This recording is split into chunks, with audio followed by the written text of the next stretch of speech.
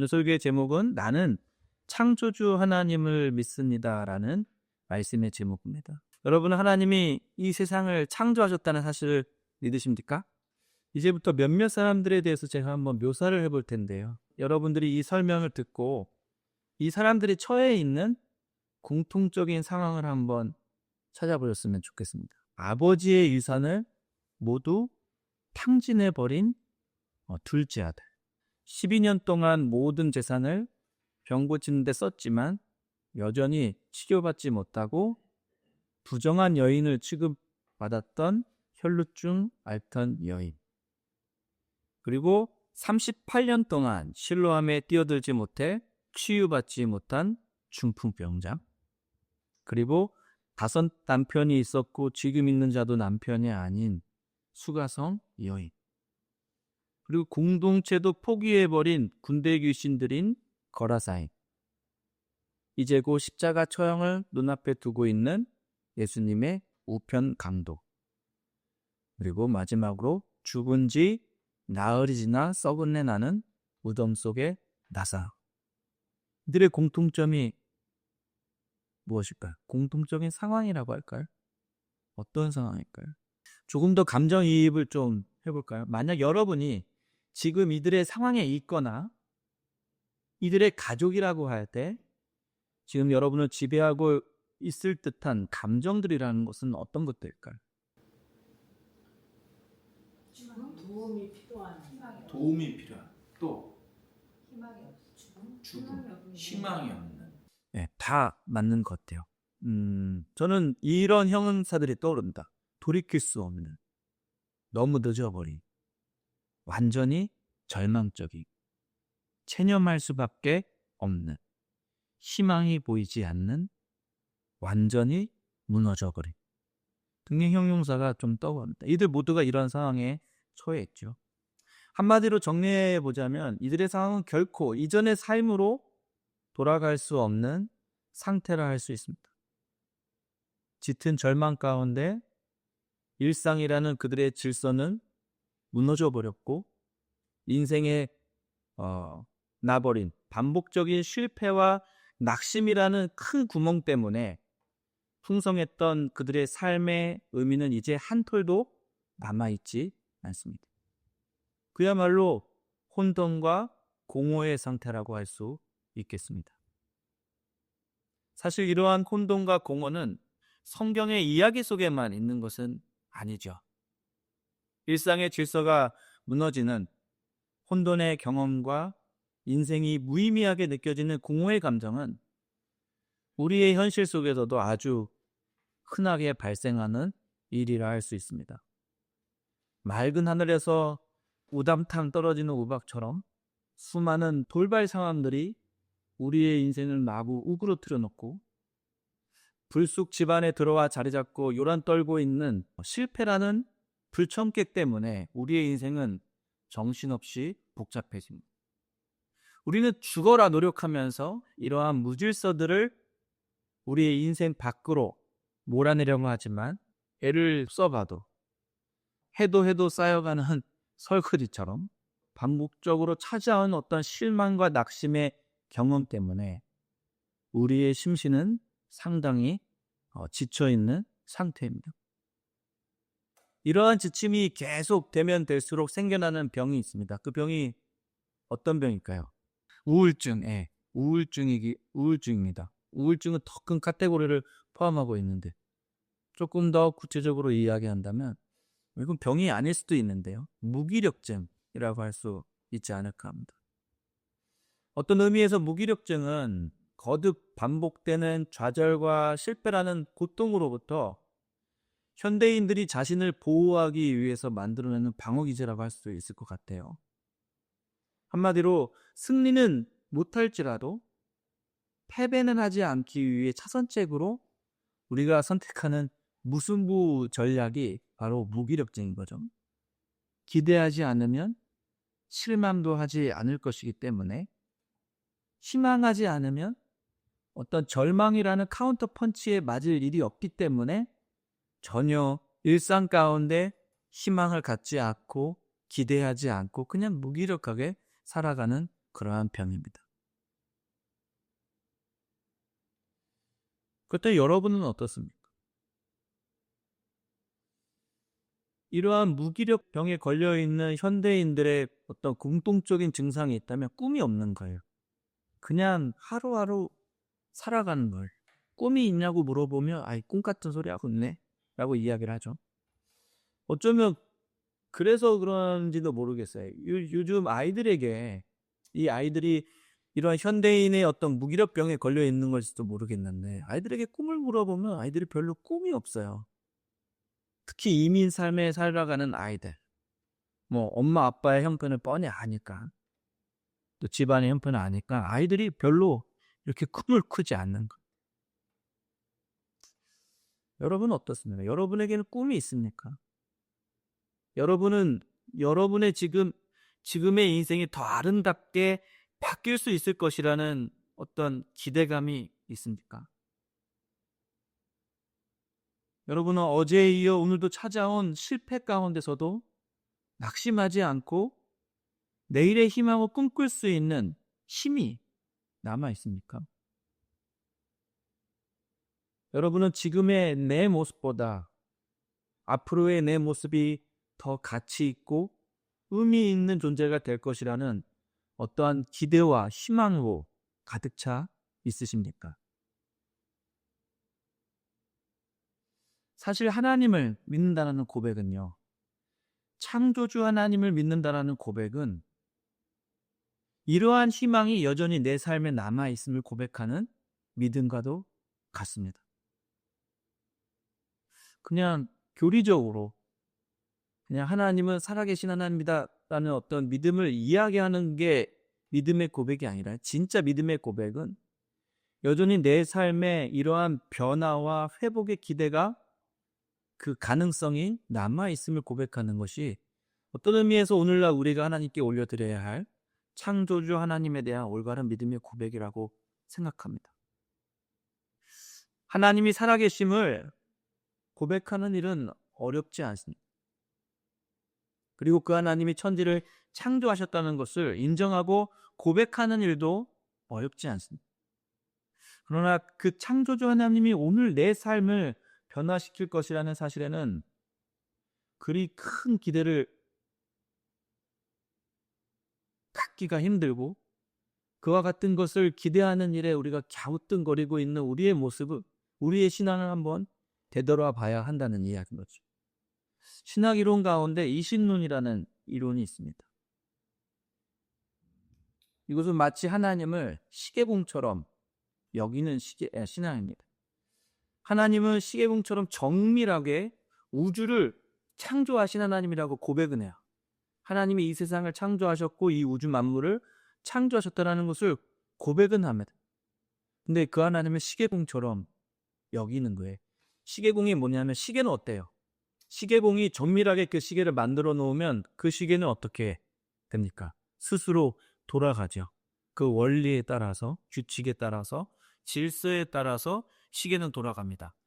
더 이상 그 시계를 만든 사람은 그 시계에 관여하지 않아요. 그냥 시계는 시계대로 흘러갈 뿐이에요. 마치 하나님을 이렇게 믿는다는 거예요. 하나님은 살아계시고 이 우주를 만물을 창조하셨다고 믿지만 그 하나님이 내 삶에 어떠한 일도 역사하심도 하시지 않을 거라는 어떻게 보면 불신앙인 거죠. 하나님은 초월적인 하나님으로 나와 멀리 떨어져 있는 하나님으로 믿고 살아간다는 것이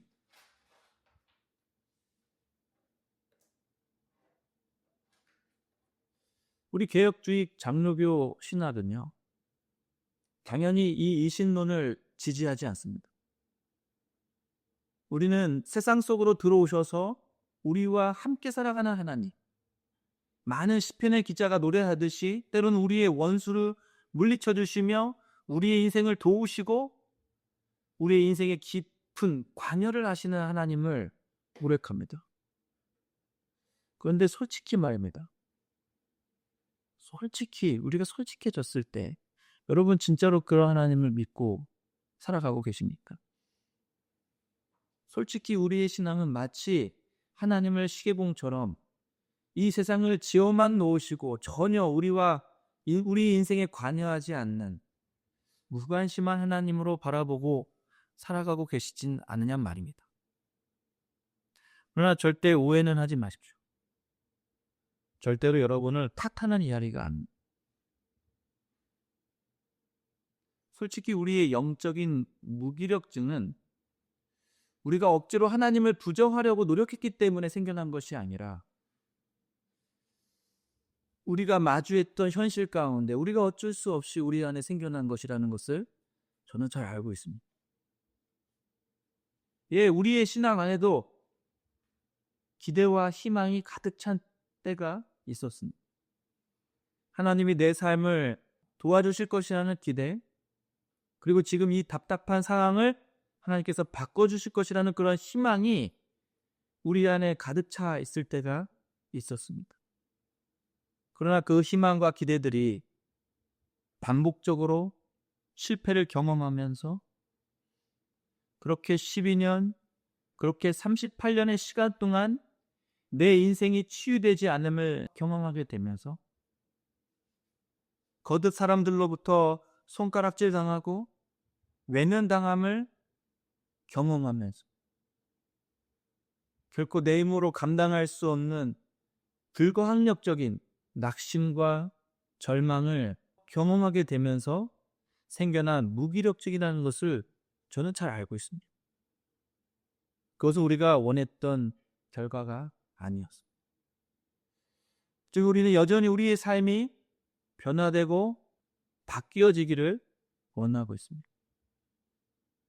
그러나 솔직히 더 이상의 실망과 낙심을 하게 되면 그조차 있었던 우리의 신앙을 잃어버리게 될 것 같아서 두려운 것도 사실입니다. 이런 상황 가운데 우리는 우리의 믿음을 지키기 위해서 무의식 가운데 하나님께 기대하지 않고 희망을 걸지 않는 영적인 무기력증에 빠져들고 있는 것입니다. 하나님을 의심하지 않기 위해 하나님께 그 어떤 도움을 구하지 않는 방법을 선택하는 일입니다. 비록 승리는 경험하지 못하겠지만 불신앙이라는 패배는 피할 수 있는 무승부 전략과 같은 그러한 신앙의 모습인 것입니다. 만약 오늘 여러분 가운데 이러한 무기력한 신앙에 고통당하고 계신 분들이 있다면 오늘 이 말씀을 통해서 다시 한번 창조주 하나님에 대한 여러분의 신앙을 회복할 수 있기를 간절히 바랍니다. 우리는 하나님에 대한 믿음에 대해서 이야기할 때 지나치게 하나님이 누구이신지, 다시 말해서 하나님의 우리가 많이 들었던 교리적인 이야기들 있잖아요. 하나님의 공유적인 속성, 비공유적인 속성을 거론하면서 하나님은 전능하시고 하나님은 무소부재하시고 또 하나님은 거룩하시고 하나님은 전지하시고 뭐 등등 이러한 것들에 집중할 때가 많이 있습니다. 사실 하나님에 대한 믿음을 이야기할 때 가장 중요한 핵심은 그러한 하나님이 누구이신지를 이야기하는 것도 중요하지만 더 의미 있는 초점은 그러한 하나님이 내게 어떠한 하나님인지를 고백하는 일이 더 중요합니다. 전지전능하시지만 시계공처럼 내 삶에 전혀 상관하지 않는 하나님에 대한 신앙의 고백은 진정한 믿음의 고백이 될 수 없습니다. 다시 한번 강조하지만 우리가 믿는 하나님은 우리의 삶 속에 들어오셔서 저와 여러분과 함께 살아가시며 저와 여러분의 삶을 주관해 주시는 살아계신 하나님인 줄 믿습니다. 우리가 창조주 하나님을 믿는 신앙을 회복하는 일은 매우 중요합니다. 왜냐하면 그 바른 신앙 고백 가운데 우리의 정체성이 회복되고요. 우리의 의미 없고 혼돈스러웠던 우리의 삶의 의미와 질서가 생기게 되고요. 지금도 내 삶에 역사하신 하나님을 만나게 되기 때문입니다. 이제부터 본문을 통해 그 사실 하나하나를 입증해 드려볼까 합니다. 하나님을 창조주로 고백하는 고백할 때 우리의 믿음은 하나님을 영광스럽게 하는 것 같지만 그 고백을 통해서 저와 여러분이 모습이, 인생이 더욱 영광스럽게 변화되어진다는 사실 여러분들 아십니까? 조금 말이 헷갈릴 수가 있는데, 왜냐하면 우리가 하나님은 창조주 하나님이시다라고 이렇게 고백할 때는 그 고백에는 어떤 고백도 담겨져 있냐면 바로 우리가 그 창조주 하나님으로부터 지음받은 존재임을 고백하는 고백이 담겨 있기 때문입니다. 그래서 우리가 하나님을 창조주로 고백할 때 거기에는 우리 또한 우리가 아무런 의미 없는 존재가 아니라 그 거룩하시고 그 전능하시고 그 창조주 하나님의 손길로 만들어진 작품임을 우리가 스스로 고백하는 믿음의 고백이 거기에 담겨져 있다는 것입니다. 그렇기 때문에 우리는 날마다 이 창조주 하나님을 고백해야 되는 것. 그냥 신앙적으로 하나님께만 영광 돌리기 위한 그런 고백이 아니라 내가 누구인지를 다시 한번 내 정체성을 확인하는 믿음의 고백으로서 우리는 이 고백을 해야 된다는 의미입니다. 솔직히 전혀 실감이 나지 않죠. 내가 하나님의 거룩한 작품이라는 것, 내가 의미 있는 작품이라는 게 실패 가운데 있을 때는 더욱더 실감이 나지 않습니다. 우리의 삶의 모습에는 하나님의 작품이라 불릴 만큼 대단한 것이 없어 보이고요. 게다가 거룩한이라 형용사를 붙이기엔 우리의 삶은 이미 상당히 얼룩져 있고 더럽혀져 있다고 생각되기 때문이죠. 사실 모든 물건에는 애지중지할 때가 있습니다. 기억하시죠? 여러분의 삶을 한번 떠올려 보세요. 여러분의 물건을 소중하게 여길 때가 언제이죠? 가장 그 물건을 애지중지하게 여길 때가 언제? 처음 그 물건을 샀을 때. 저도 이 노트북을 샀는데 요즘 애지중지하고 있어요. 기스 날까봐 이렇게 커버도 사서 끼워 놓고 있고요. 또 가방 케이스, 거기다 또 케이스까지 담아서 이 노트북을 운반하고 있어요. 왜? 새 거니까. 새 거는 기스 낼 수 없습니까? 이 물건이 계속해서 새 것처럼 내 마음을 기쁘게 해주길 원하기 때문에 그때만큼은 물건을 애지중지해요. 옷도 마찬가지죠. 처음 샀을 때는 얼룩이 안 묻게 하기 위해서 음식점 가면 아치마도 있고요. 막 그렇단 말이죠.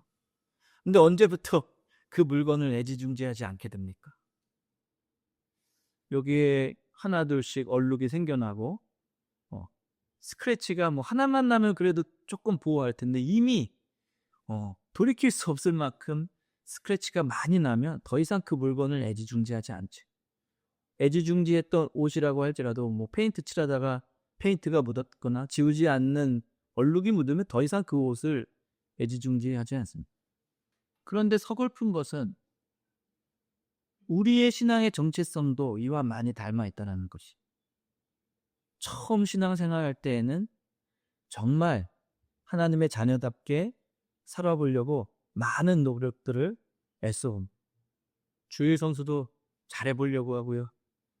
그리고 성경을 읽는 것도 모자라서 성경 필사도 한번 해보려고 하고요. 정말로 삶 속에서 하나님의 말씀대로 살아보려고 남편에게 존댓말도 써보고요. 아내에게 존댓말도 써보고요. 정말로 친절과 용서를 베풀려고 노력도 해보고요. 그래요. 어떤 신앙에 전혀 실패를 경험하지 않았을 때는 그렇다는 말이죠.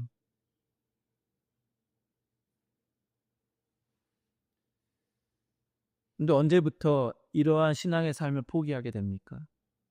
그 처음의 신앙의 삶과 많이 멀어져 있을 때 내 신앙의 삶에 여기저기 죄의 얼룩들이 생겨나게 되고 흔히 말해서 너무나 멀리 하나님으로부터 멀어졌다라고 생각되어졌을 때부터는 우리는 그다음부터는 어떠한 노력도 하지 않습니다. 왜?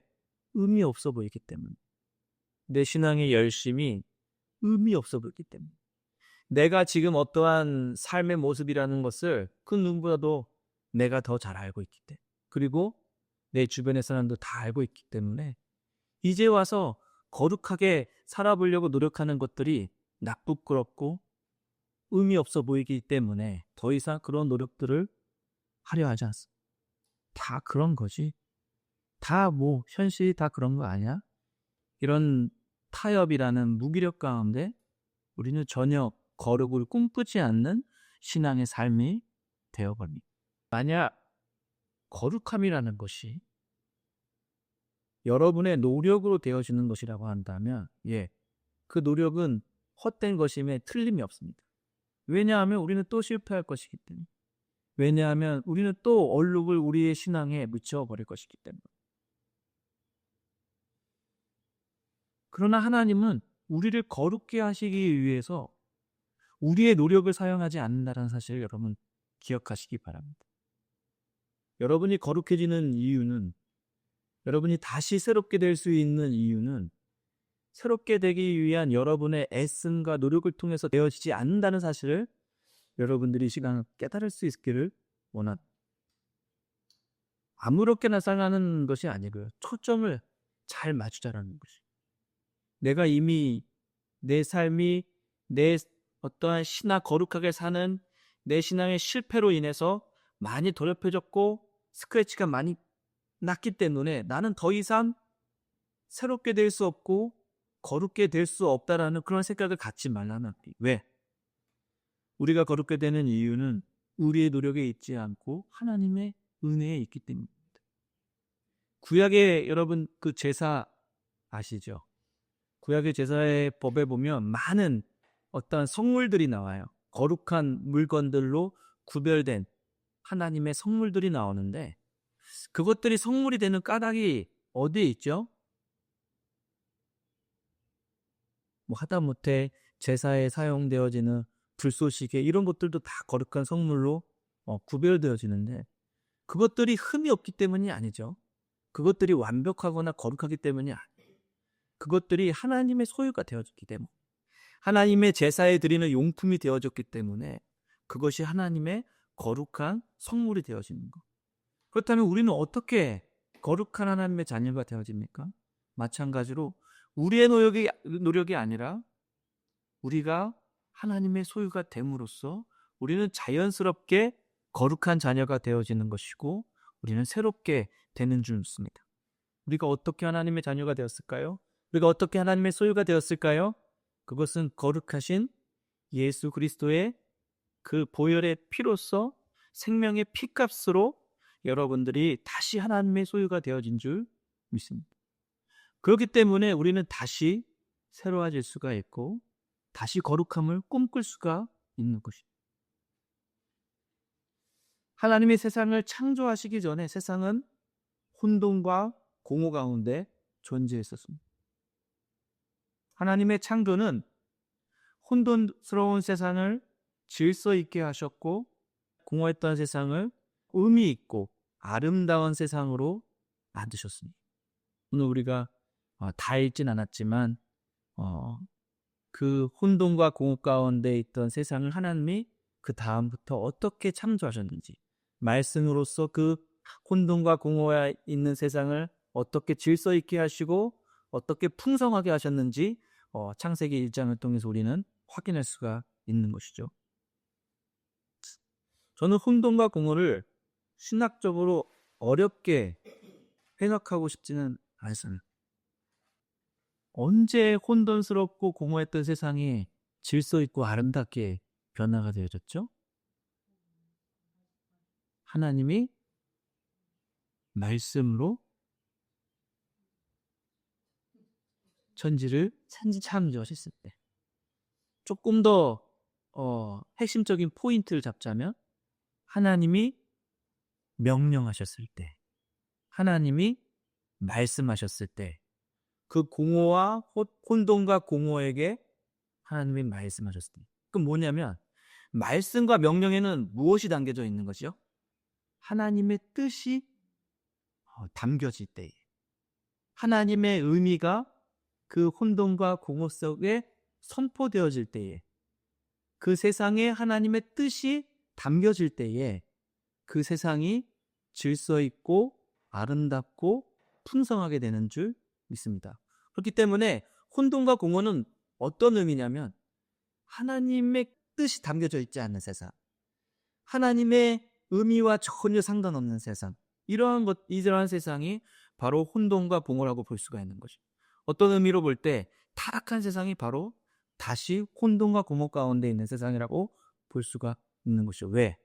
이 세상은 하나님의 뜻과 전혀 상관없이 자기의 뜻대로, 자기의 의미를 가지고 자기의 소견대로 살아가는 세상이 되어졌기 때문에 마치 사사기 마지막에 나오는 것처럼 모두가 왕이 없으므로 자기의 소견대로 살아갔던 세상처럼 혼돈과 공허 속에 살아가고 있는 것이죠.